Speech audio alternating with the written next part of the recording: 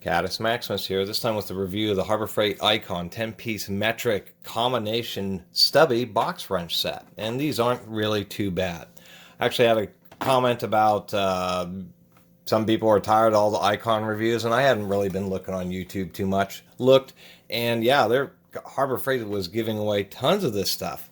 I've never received any free product. I just do YouTube because I like to do it. Also, this will be my last Icon review for a while. I spent the money, I bought the ratchet, and then these little stubby wrenches.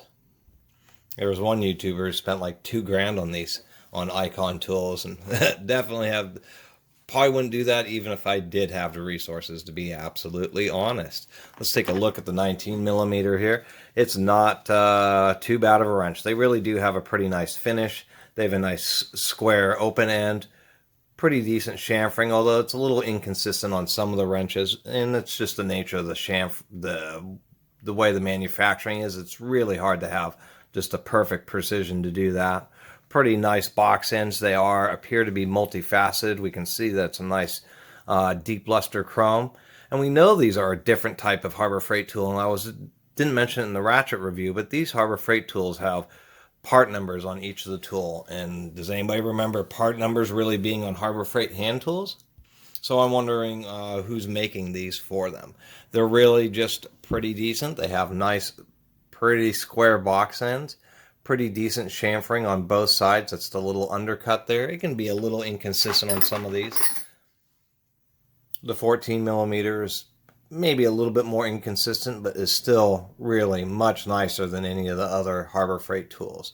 We can see that they even did get the chamfer on this smaller one. These were $50. They are pretty expensive, but you do get the walk-in warranty. I guess if we were to do a little bit of comparison, we should say that the box end thickness is basically this, I would say, standard, but it is a little more squared off. This is a power belt here, and the Icon actually is better and a little more precise than the power belts. As far as I measured the spacing, these are all about 0.18 to 0.2 millimeter oversized, consistent. So it would be a 10.2 millimeter or a 19.2 millimeter. Maybe a little bit less, but they're not too bad. I do like the Blackhawks because they tend to be just 0.15 millimeter oversized. And the Blackhawks do have just a little bit thicker of an open end, which is something that I really do appreciate and have learned, just because it gives you a little bit more surface area. So it might have been nice to have seen that with the Icons.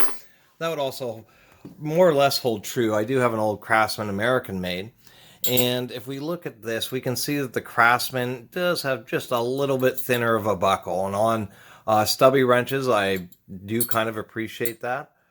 As far as squareness, it's about the same.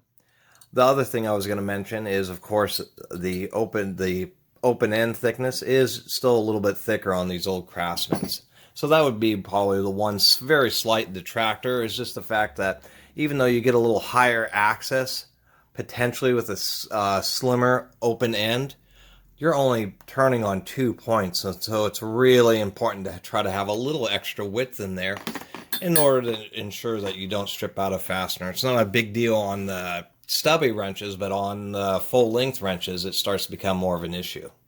But really, it's just pretty small, but it's just something that you do notice on some wrenches, is that they just happen to have a little wider open end.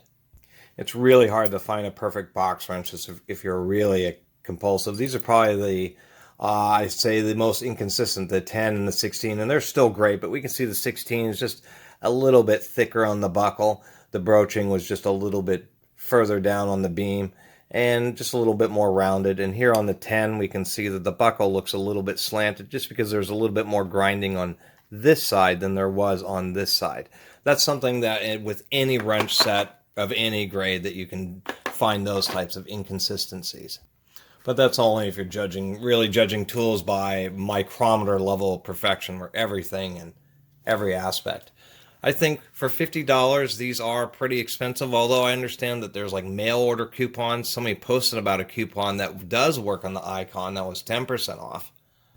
And I guess the feeling that I'm getting from these is there is Craftsman still around, but they are pretty expensive.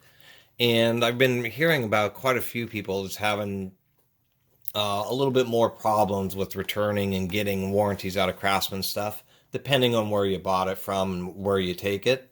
And it kind of seems Icon's trying to step into, both help Harbor Freight out. Obviously they need some higher margin tools, as well as to fill a bit of a void.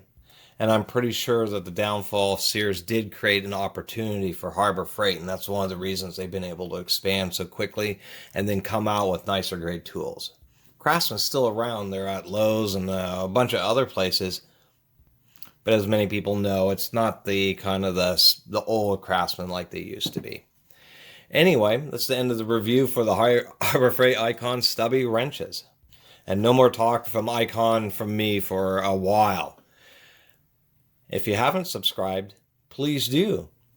Until next time, Catus Maximus out.